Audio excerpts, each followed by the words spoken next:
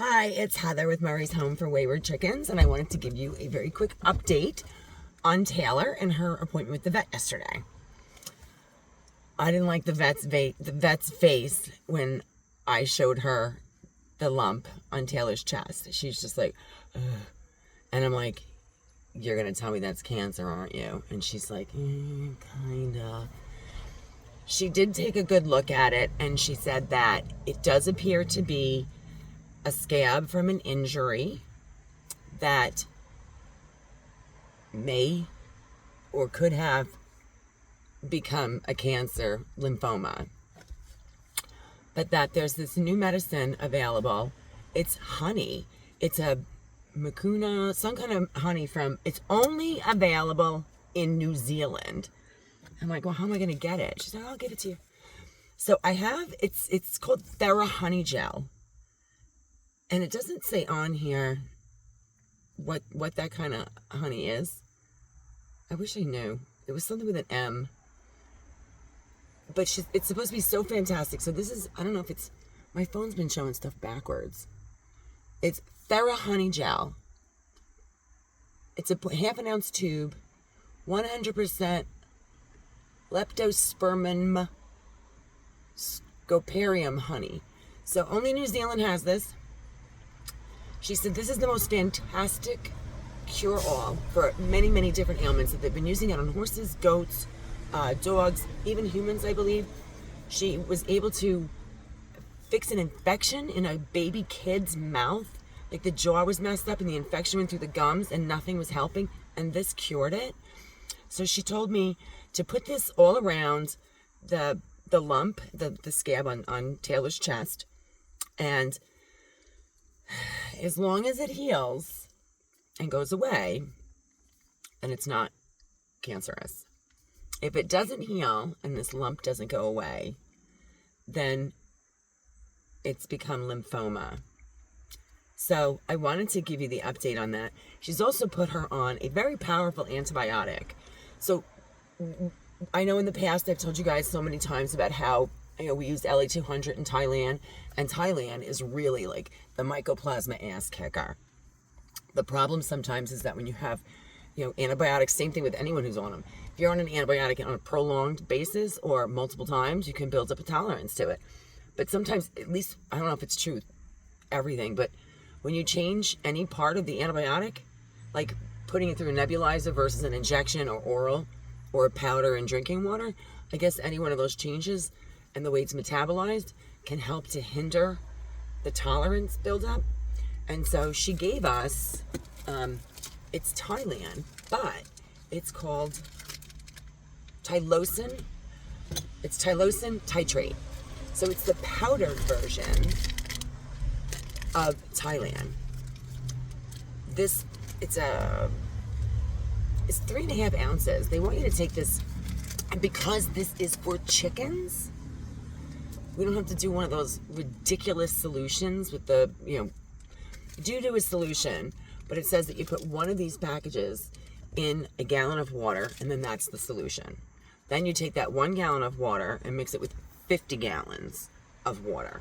We don't need that much. So we have the calculations. If you want to just make a gallon of this, it's 1 teaspoon of powder per gallon of water. She wants Taylor on it this is from 7 to 14 days, and she said do 10 days.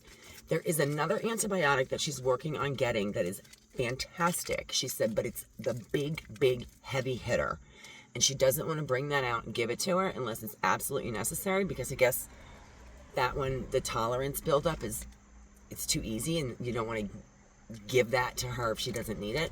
But because this stuff can be so challenging to get for the chickens, I asked her if it was okay to let her know by like 5 days so this is for the eye infection for the mycoplasma, and it's also going to help with the lump. So if I don't notice an improvement within 5 days, if I could let her know in advance so that by the time the 10 days was up with this, she'd be able to get what we needed. And she said, absolutely, please do that. So the honey she mentioned, when the other stuff was always some kind of sodium citrate.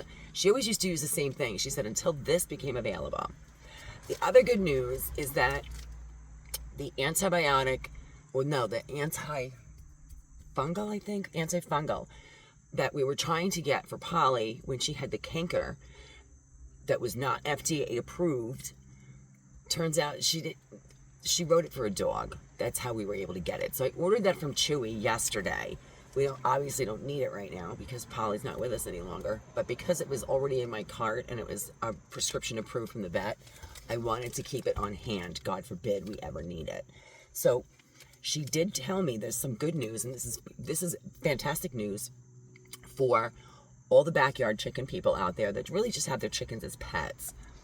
The vet told me that the FDA, I guess, I don't know if it's Department of Agriculture, they are working on making an exception with a new category for backyard chickens, because that medication that we ordered, the antifungal for canker, that they won't let you have it for a chicken. And she's like, it's gotta be, I had to go into Chewy and put in that it was a dog and all this ridiculous.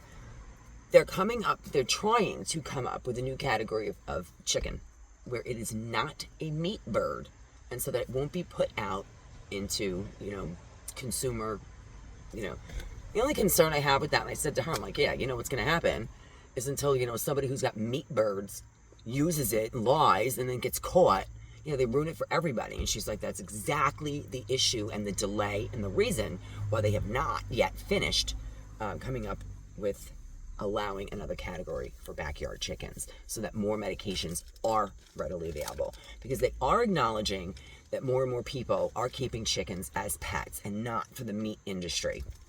So I just wanted to make you guys aware of that. So I also wanted to update you on Taylor. She's doing okay.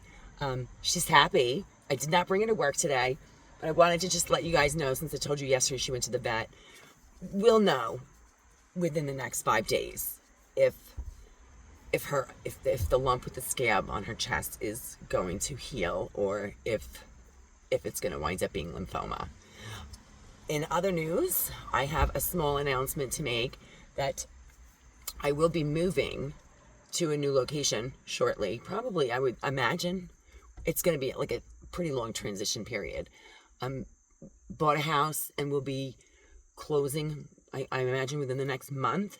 And so I will be bringing all of the chickens with me, and I will continue to run Murray's Home for Wayward Chickens. It will just be in a different location in New York. And we weren't sure if we were going to split the chickens up. I'm like, I'm taking Taylor and Polly. But I'm so attached to those Cosmos, and I love the Foghorns. I mean, Raven, I drove twice in one day, an hour each way, 4 hours of driving to see Raven. I don't want to leave them behind. And since we have 2 roosters accidentally, I was going to leave one big rooster who's a bit aggressive with TJ, and I was going to take the other rooster and the rest of the flock with me. Because TJ mentioned getting an entirely new flock of chickens after these chickens all die, because they all have mycoplasma, whether they show signs of it or not. Side note, I meant to mention, all of the chickens are getting this Tylosin titrate, because they're all raspy. They're all a little wheezy. They sound congested. It's very mild. But even the ones that we just got, the hens that Cocoa Puff raised, they've been exposed to mycoplasma, and that's how quickly it spreads. And so their whole flock is going on the Tylosin titrate. So because they've been exposed to the mycoplasma, if he doesn't let me take them with me, any other chickens he ever gets are going to be exposed to it immediately. And the cycle's not going to stop. So at least if I take them all with me, they already all are exposed to it. And I'll give them the care that they need, and I will continue to make cute little videos if I can, and informational ones. I'm going to build a new flock. I'm going to build a new coop. I am bringing the fencing, the run that now houses the Sardine Hyatt special needs run. So I also couldn't take just the 2 house chickens and then 3 comets, because you can't put 3, the house chickens stay in the house, but the 3 comets, they can't go outside by themselves. There's not enough chickens to keep them warm. So they'd freeze. So I'm going to take, I think we have like 12 to 14 chickens right now. And so I'm going to bring them all minus the one rooster who really, we'll see what TJ is going to decide on how long he waits to get more chickens. But I'm going to bring the Sardine Hyatt Special Needs Run, and that will have a new coop in it. I'm not really sure what the setup is going to be like, and I'm looking forward to being able to like design an entirely new coop. It's probably going to be really cute. It might look like a little cottage. I'm not sure, but it's going to be like probably floofy. At least that part I can tell you I'm looking forward to. It's probably going to be a little while before I get it all finished, but I will bring you guys along the way and show you the progress. If you have suggestions, feel free to make them when I'm doing this. Or if you want to get some ideas on some cute ways to have your own coops done, I'm definitely going to make sure all of their needs are met, but it needs to be like girly girl. So if you guys have questions or comments, please feel free to leave them. If you want to hit like or subscribe, I would love that. And I'm going to get back into more regular video making at some point in the near future. Thanks very much and have a great day.